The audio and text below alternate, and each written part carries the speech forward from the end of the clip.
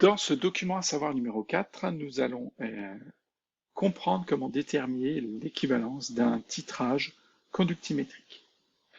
Donc détermination de l'équivalence. Après avoir tracé la courbe conductivité en fonction du volume versé de solution titrante, on recherche le point d'intersection des deux droites vertes.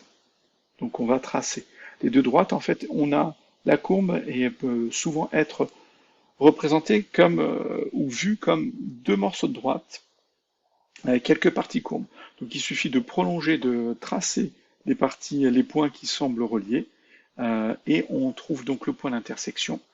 Euh, on trouve le point d'intersection qui va être le point équivalent avec en abscisse le volume équivalent. Donc c'est pas très compliqué. Juste une petite précision parce que ça se voit pas trop ici, c'est que les points là semblent quasiment tous alignés ou on pourrait dire bon il y a des erreurs expérimentales. Les courbes vont plus ressembler finalement à ça. Donc il va y avoir une sorte d'arrondi à un moment.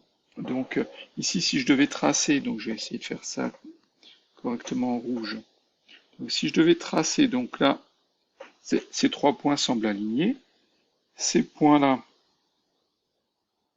semblent alignés aussi, et je vois qu'il y a des points ici que je n'ai pas, qui n'apparaissent pas, euh, qui sont qui reflètent un peu la partie courbe de notre tracé, et du coup qui ne sont pas à prendre en considération. Donc ce n'est pas grave, hein, il faut absolument pas s'en faire. Mon volume équivalent sera donc la valeur en abscisse ici de ce point. Donc ça c'est mon point équivalent E, et mon volume équivalent VE sera en dessous. Je suis en bas de l'écran, j'arrive pas à écrire.